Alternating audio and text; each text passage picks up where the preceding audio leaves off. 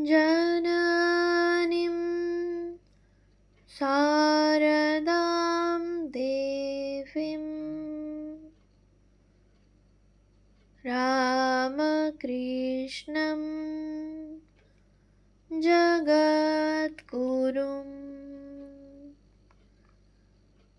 पादपद्मे त्वयोश्रित्वा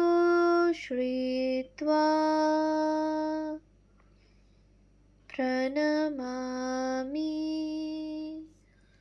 মুহুর্মুহু।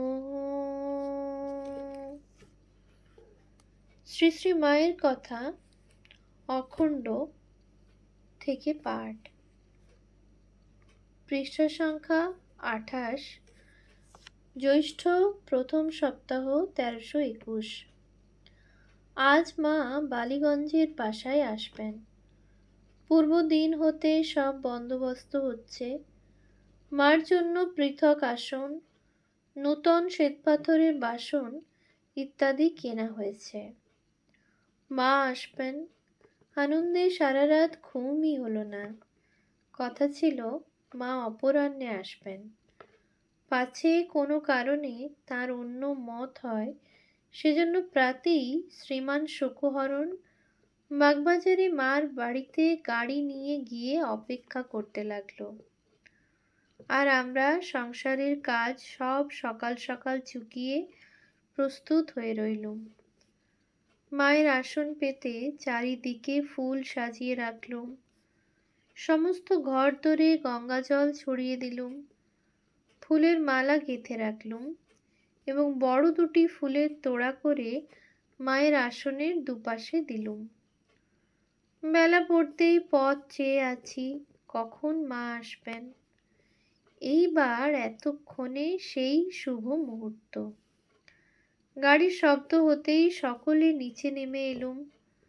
গাড়ি থামতেই দেখলুম মা হাসি মুখে স্নেহপূর্ণ দৃষ্টিতে আমাদের পানে চেয়ে আছেন।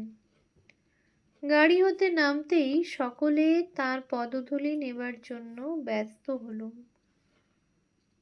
মায়ের সঙ্গে গোলাপ মা, ছোট মামি, নলিনী দিদি, রাধু এবং 4-5 জন সাধু ব্রহ্মচারী এসেছেন। শ্রী শ্রী মাকে উপরে নিয়ে আসনে বসিয়ে প্রণাম করলুম। মা বললেন, খেয়েছ তো? আমি কত তাড়াতাড়ি করেছি, কিন্তু কিছুতেই আর এর চেয়ে সকালে হয়ে উঠল না। এতক্ষণে তবে আসা হলো। এই বলে চিবুকে হাত দিয়ে চুমো খেলেন। আমি আর বসতে পারলুম না। খাবারের আয়োজন করতে ও নিমকি ভাজতে হবে। আর সব খাবার ঋতুপূর্বে ঠিক করা ছিল। উপরে গ্রামাফোনে গান হচ্ছে। কাজ করতে করতে একটু ফাঁক পেয়ে ছুটে গিয়ে দেখি মা কলের গান শুনে ভারী খুশি, আর কি আশ্চর্য কল করেছে বলে বালিকার মতো আনন্দ করছেন। খুব গ্রীষ্ম। মা বারান্দায় শীতল পাটিতে শুয়ে আছেন এবং তার আশেপাশে সবাই বসে আছেন। একটি পাথরের বাটিতে বরফ জল দেওয়া হয়েছে। মা মাঝে মাঝে খাচ্ছেন। আমাকে দেখতে পেয়ে মা বললেন, ওগো, একটু বরফ জল খেয়ে যাও। মায়ের প্রসাদী জলটুকু খেয়ে ঠান্ডা হয়ে নিচে রান্নাঘরে আবার ছুটে এলুম। আজ এত তাড়াতাড়ি করেও যেন কাজ আর সেরে উঠতে পারছি নে। সন্ধ্যার পরে পাশের ঘরে ভোগ সাজানো হলো। মা এসে গোলাপ মাকে ঠাকুরের ভোগ নিবেদন করে দিতে বলতে তিনি বললেন, তুমিই দাও, তুমি উপস্থিত থাকতে আমি কেন? তখন শ্রী শ্রী মা নিজেই ভোগ নিবেদন করতে বসলেন এবং আহা, কি সুন্দর সাজিয়েছে বলে তারিফ করতে লাগলেন। এইরূপ সবেতেই বালিকার মতো আনন্দ প্রকাশ করে আমাদের অপরিসীম আনন্দ দিতে লাগলেন। ভোগ দেওয়া হলে মা ও অন্য সকলে প্রসাদ গ্রহণ করতে বসলেন। সকলের আগে মায়ের খাওয়া হয়ে গেল। বারান্দায় একখানি বেতের ইজি চেয়ারে বসে আমায় ডেকে বলছেন, ওগো, আমায় পান দিয়ে যাও। আমি তখন গোলাপ মায়েদের পরিবেশন করছিলুম। তাড়াতাড়ি গিয়ে পান দিয়ে এলুম। মাকে পান চেয়ে খেতে হলো বলে একটু লজ্জিতা হলুম। সুমতিকে বললুম, পান নিয়ে দাঁড়িয়ে থাকতে পারিসনি? দেখছিস আমি এদিকে রয়েছি। একটু পরে মা একবার কলতলায় গেলেন। আমি আলো নিয়ে সঙ্গে গেলুম। বাগানের এই দিকটি বেশ নির্জন। পথে দুপাশে ক্রোটন গাছের সার। মা সস্নেহে বললেন, আহা, একটুও বসতে পেলে না কাজের জন্যে? যেও ওখানে, তোমার মাকে নিয়ে যেও। আমার মা বেড়াতে এসেছিলেন। ভাগ্যক্রমে ঘরে বসেই শ্রী শ্রী মায়ের দর্শন পেয়ে গেলেন। তারপর বিদায়ের ক্ষণ এলো। মোটর গাড়িতে যেতে মায়ের মত নাই, কারণ একবার মাহেশের রথ দেখতে যেয়ে তার মোটরের তলায় নাকি একটা কুকুর চাপা পড়ে। কিন্তু অত দূরে বাগবাজারে মোটরে না গেলে রাত হবে, কষ্টও হবে বলায় ভক্তদের মতেই শেষে রাজি হলেন। বারবার ঠাকুরকে প্রণাম করে প্রস্তুত হলেন এবং আমাদের আশীর্বাদ করে গাড়িতে উঠলেন। একদিন রাত্রে গিয়েছি, মা শুয়ে আছেন। কালো বউ, মা ওই নামেই তাকে ডাকতেন, কাছে বসে আছেন। মা উঠে বসলেন, প্রণাম করব সেই জন্য। প্রণাম করতেই কুশল আদি জিজ্ঞাসা করে আবার শয়ন করে পায়ে হাত বুলিয়ে দিতে বললেন। পরে কথা প্রসঙ্গে বলতে লাগলেন, শোনো মা, বিধাতা যখন প্রথম মানুষ সৃষ্টি করলেন তখন এক প্রকার সত্যগুণী করেই করলেন। ফলে তারা জ্ঞান নিয়ে জন্মালো। সংসারটা যে অনিত্য তা বুঝতে আর তাদের দেরি হলো না। সুতরাং তখনই তারা সব ভগবানের নাম নিয়ে তপস্যা করতে বেরিয়ে পড়ল এবং তার মুক্তিপদে লীন হয়ে গেল। বিধাতা দেখলেন, তবে তো হলো না, এদের দিয়ে তো সংসারের লীলা খেলা কিছু করা চলল না। তখন সত্যের সঙ্গে রজ তম অধিক করে মিশিয়ে মানুষ সৃষ্টি করলেন। এবার লীলা খেলা চলল ভালো। এই পর্যন্ত বলে সৃষ্টি প্রকরণ সম্বন্ধে সুন্দর একটি ছড়া বললেন। তারপর বললেন, তখন মা যাত্রা কথকতা এই সব ছিল, আমরা কত শুনেছি, এখন আর তেমনটি শোনা যায় না। ইতিমধ্যে কালো বউ অন্য ঘরে উঠে গিয়ে নলিনী দিদি ও মাকুর কাছে কি একখানা বই চেঁচিয়ে পড়ছিল। মা তাই শুনে বললেন, দেখছ মা, অত চেঁচিয়ে পড়ছে, নিচে সব কত লোক রয়েছে, তা হুঁশ নেই? রাধারানীর মা এসে বললেন, লক্ষ্মীমণিরা নবদ্বীপে যাবে, তা তুমি আমায় তাদের সঙ্গে যেতে দিলে না। ওই কথা বলেই তিনি অভিমান ভরে চলে গেলেন।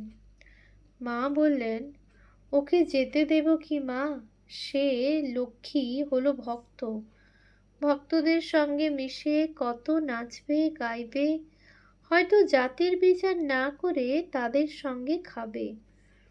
শ্রী শ্রী ঠাকুর বলতেন, ভক্তেরা এক আলাদা জাত, ভক্তের স্বভাব গাঁজাখোরের মতো ইত্যাদি। ও তো সেসব ভালো বুঝবে না, দেশে এসে লক্ষ্মীর নিন্দে করবে। তুমি দেখেছ লক্ষ্মীকে? আমি বললুম, না মা। মা, দক্ষিণেশ্বরেই তো আছে, দেখো, দক্ষিণেশ্বরে গেছো তো? আমি, হ্যাঁ মা, অনেকবার গেছি। তা তিনি যে সেখানে আছেন তা জানতুম না। মা, দক্ষিণেশ্বরে যে আমি নবতে থাকতুম, উত্তর দিকে নহবতের নিচের কুঠুরিতে মা থাকতেন। দেখেছো? আমি, বাইরে থেকে দেখেছি। মা, ভিতরে গিয়ে দেখো। ওই ঘরটুকুর মধ্যেই সব সংসার ছিল। মাই ঠাকুরের জন্য হাঁড়িতে করে মাছ জিয়ানো পর্যন্ত। প্রথম যখন কলকাতায় আসি, আগে জলের কলটল তো কিছু দেখিনি। একদিন কল ঘরে, কলিকাতা কাছারিপাড়ায় গিরিশ ভট্টাচার্যের বাড়ি, শ্রী শ্রী মায়ের সহোদর প্রসন্ন মুখোপাধ্যায়ের বাসায় তখন মা উঠেছিলেন। গেছি, দেখি কল শোঁ শোঁ করে সাপের মতো গর্জাচ্ছে। আমি তো মা ভয়ে একছোটে মেয়েদের কাছে গিয়ে বলছি, ওগো, কলের মধ্যে একটা সাপ এসেছে, দেখবে এসো। শোঁ শোঁ করছে। তারা হেসে বললে, ওগো, ও সাপ নয়, ভয় পেও না, জল আসবার আগে অমনি শব্দ হয়। আমি তো হেসে কুটিপাটি। এই বলেই মা খুব হাসতে লাগলেন। সে কি সরল মধুর হাসি! আমিও আর হাসি চেপে রাখতে পারলুম না। ভাবলুম, এমনই সরলই আমাদের মা বটেন। মা, বেলুড়ে ঠাকুরের উৎসব দেখেছ? আমি, না মা, কখনো বেলুড়ে যাইনি। শুনেছি সেখানে মেয়েদের গিয়ে গোল করা সাধু ভক্তরা পছন্দই করেন না, সেই ভয়ে আরো যায়নি। মা, যেও না একবার, ঠাকুরের উৎসব দেখতে যেও। আর একদিন শ্রী শ্রী মা রাস্তার ধারে বারান্দায় এসে আমাকে আসনখানি পেতে হরিনামের ঝুলিটি এনে দিতে বললেন। তা এনে দিলে বসে জপ করতে লাগলেন। প্রায় সন্ধ্যা হয়ে এসেছে। এমন সময় সামনের মাঠে, যেখানে কুলি মজুর গোছের কতগুলি লোক স্ত্রী পুত্র নিয়ে বসবাস করত, সেখানে একজন পুরুষ সম্ভবত তার স্ত্রীকে বেদম মার শুরু করে দিলে। কিল চড় পরে এমন এক লাথি মারলে যে স্ত্রীলোকটির কোলে ছেলে ছিল, ছেলে শুদ্ধ গড়িয়ে এসে উঠানে পড়ে গেল। আহা, তার উপর এসে আবার কয়েক ঘা লাথি। মায়ের জপ করা বন্ধ হয়ে গেল। এ কি আর তিনি সহ্য করতে পারেন? অমন যে অপূর্ব লজ্জাশীলা, গলার স্বরটি পর্যন্ত কেহ কখনো নিচ থেকে শুনতে পেত না, একেবারে রেলিং ধরে দাঁড়িয়ে উঠে তীব্র ভৎসনার স্বরে বললেন, বলি ও মিনসে, বউটাকে একেবারে মেরে ফেলবি নাকি? আহ, মলো যা। লোকটা একবার তার দিকে তাকিয়েই অত যে ক্রোধোন্মত্ত হয়েছিল, যেন সাপের মাথায় ধুলো পড়া দেওয়ার মতো, অমনি মাথা নিচু করে বউটাকে তখনই ছেড়ে দিল। মায়ের সহানুভূতি পেয়ে বউটির তখন কি কান্না! শুনলুম তার অপরাধ, সে সময় মতো ভাত রান্না করে রাখেনি। খানিক পরে পুরুষটা রাগ পড়ল এবং অভিমান ও সাধাসাধির পালা শুরু হলো দেখে আমরাও ঘরে চলে এলুম। কিছুক্ষণ পরে একজন ভিক্ষুকের স্বর রাস্তায় শোনা গেল, রাধা গোবিন্দ, ও মা নন্দরানী, অন্ধজনে দয়া করো মা, ইত্যাদি। মা শুনতে পেয়ে বললেন, প্রায়ই রাতে এই রাস্তা দিয়ে ওই ভিখারিটি যায়। অন্ধজনে দয়া করো মা, আগে এই ওর বুলি ছিল। তা গোলাপকে সেদিন বলেছিল ভালো, ওরে, সঙ্গে সঙ্গে একবার রাধাকৃষ্ণের নামটিও কর, গৃহস্থেরও কানে যাক, তোরও নাম করা হোক। তা নয়, অন্ধ অন্ধ করেই গেলি। সেই হতে ও এখানে এলেই এখন রাধা গোবিন্দ বলে দাঁড়ায়। গোলাপকে একখানি কাপড় দিয়েছে, পয়সাও পায়।